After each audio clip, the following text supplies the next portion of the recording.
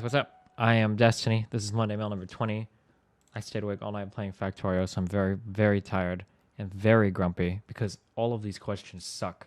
I tried to scroll down like 5 questions and all of them were bad, so we're going to knock these out real quick and maybe we'll read some more. But they're commonly asked questions, so it's good to have it out of the way and archived for future generations that will ask these stupid fucking questions. I'm just kidding. I love you guys. First question comes from Yee Boy 123. Without revealing anything critical about it, can you explain what it is that makes the Day9 story so hard for you to tell? Seeing as you had no problem telling that story where you almost had a sexual encounter with 2 fans, I don't see it being too awkward. So what is it? What story did I almost have a sexual encounter with 2 fans? I'm not even sure what the fuck you're talking about, dude. Maybe you know stories that I don't even know, dude. I have a lot of little stories. I shouldn't have mentioned that when I did that stream. I have a lot of little stories about everybody. I've got a Todd story. I've got a fucking Muslim story. Like, I have little tidbits. Like, I spend time with people, talk to people whenever I go to events and whatnot. The reason why I don't tell any of these stories or the Day9 story or whatever is because I think that I think too many times people will offhandedly mention something as kind of like a way to name drop or talk shit to somebody or get one over somebody, and I don't know, that kind of stuff is just kind of irritating.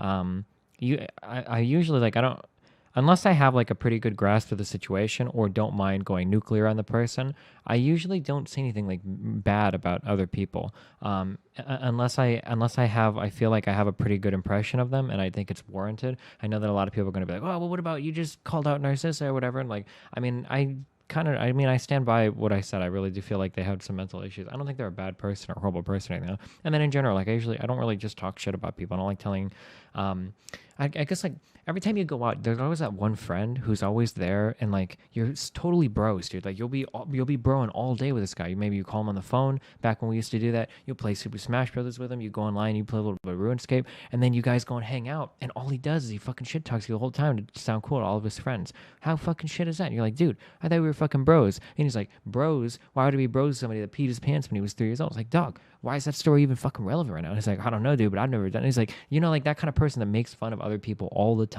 in order to elevate their own position, that kind of shit is fucking aggravating to me. I'm cool all on my own, and I'm funny all on my own, and I don't need to like constantly tell bad stories.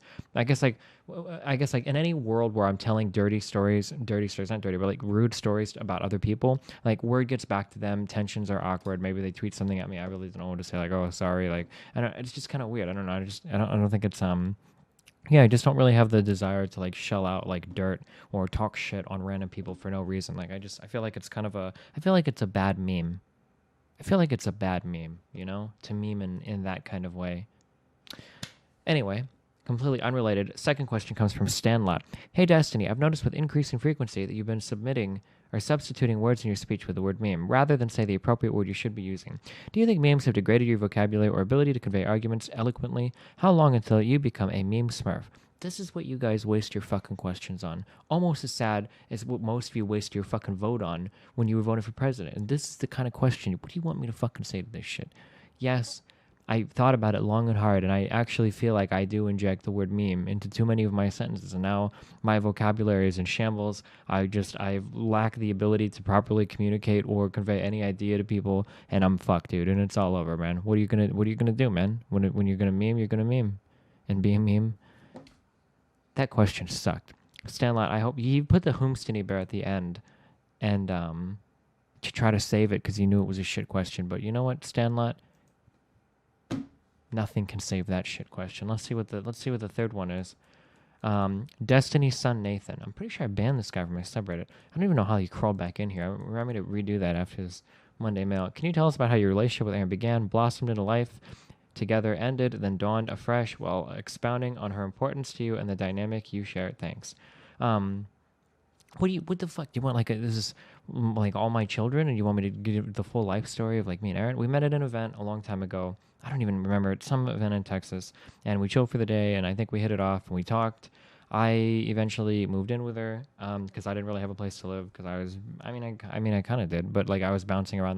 This is the period of my life where I moved to like a different place like every 6 months because me and Rachel really didn't fucking get along.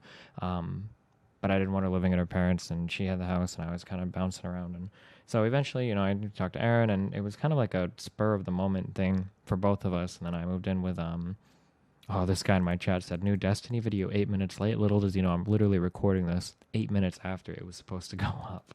Um, Shout out to Pierce Lol. No, but yeah, we met, we hit it off. I moved in, and then we chilled for a while, and then yeah, we got together, and then I did some stupid shit, and then we got apart, and then through much effort and communication and blah blah blah, and now we're back together, and we are currently together. I think as of today, 11/14/2016. No, I'm just kidding. Yeah, no, we're fine. I don't know. I don't have much to talk about. I guess like with Teresa, she was very public and she talked about all of her shit all the time. But Erin isn't necessarily as public, so I'm not gonna sit here and divulge like all of my life details or talk about like our like our expecting children or the multiple open relationships that we carry on at all points of our lives. Like, so I'm just gonna leave all of that there. That question kind of sucked too. Really, like, what can you tell me about your girlfriend? Like, what do you want? Like, question number 4. I'm gonna do 4 today. Okay, I'm gonna do 4 today. Okay, number 4. In your long real talk video, you talk about 2 regrets, one being your friend's suicide and the other being something you can talk about. I felt really bad that I feel like I fucked up really bad when me and Erin broke up the first time. Whoa, Aslan just ran away. So that was my second meme, but we fixed that, so I think we're doing okay. Back down to 1 regret. If I ever figure out, what was that anime with the Full Metal Alchemist? If I can bring my friend back, then we'll be fucking down to no regrets.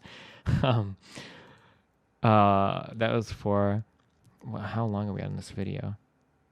6.5 minutes. God damn it, guys. Okay, question number 5 comes from Dranzogger. I'm going to knock out all these shitty questions so you guys have better questions to ask next week. Hey, doostony, how often do you read? You've talked about wanting to do prepared content. I think it would be super neat if you read a different book every 2 weeks or whatever and then came on the stream and talked about what you learned. You could go into political memes, philosophy, economics, etc. I could. That sounds like a good idea, but realistically, the only time I read is when I'm traveling and I have like an ebook going on. Like, I'm never going to read. Otherwise, I'm playing games or I'm doing emails or I'm working on business related shit, talking to sponsors and bank shit or finances or whatever. Like, I would have to start. Basically, the way my schedule goes is, this is how I work every day, okay? If I wake up, I have emails and shit to do, people that I need to talk to, and then I'll stream until I'm pretty much tired. When I stop streaming, I'll check emails again, I'll check sponsor, finance-related shit, and then I go to sleep, and then I wake up, and I do it all over again. For me to do anything else, I would have to take time away from streaming. That's something that's going to get cut.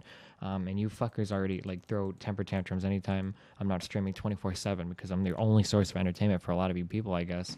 And I don't know. I don't want to cut into the I don't want to cut into the stream time. I probably do. I'm really just lazy when I say that.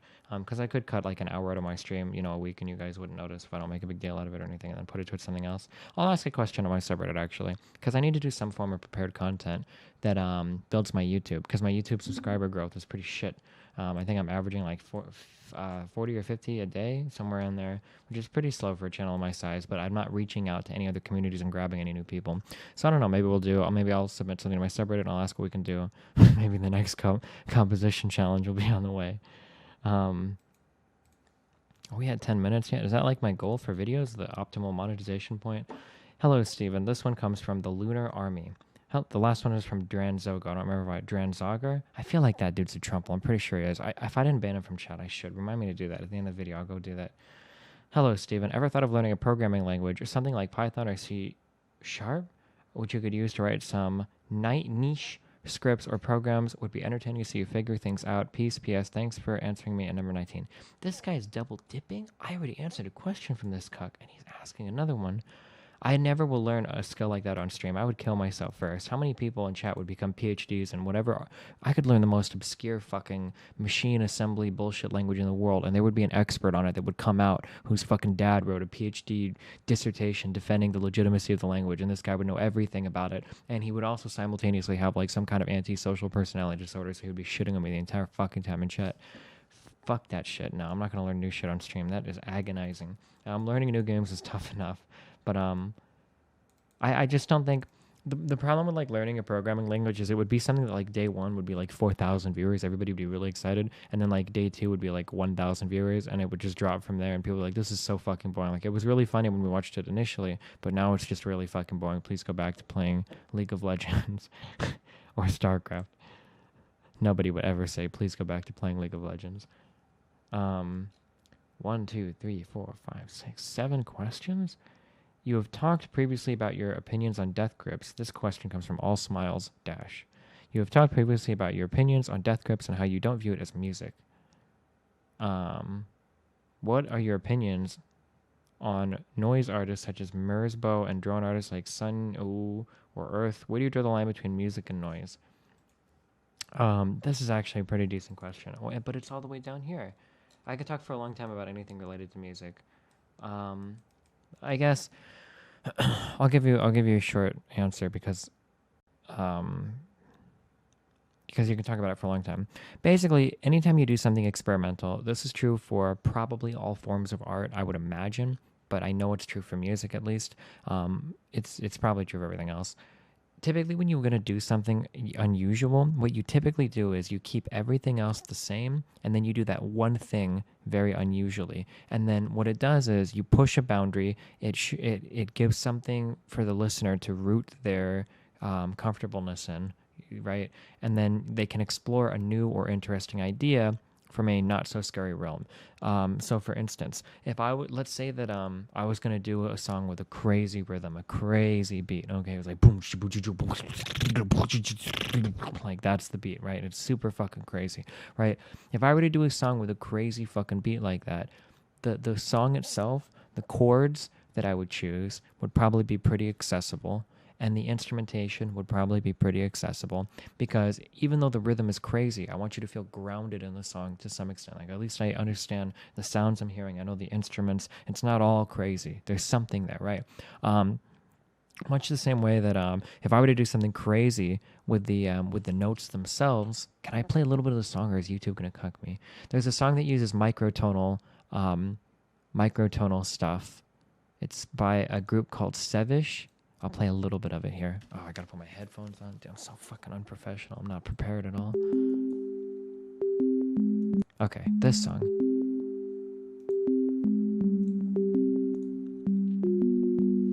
Boodoo.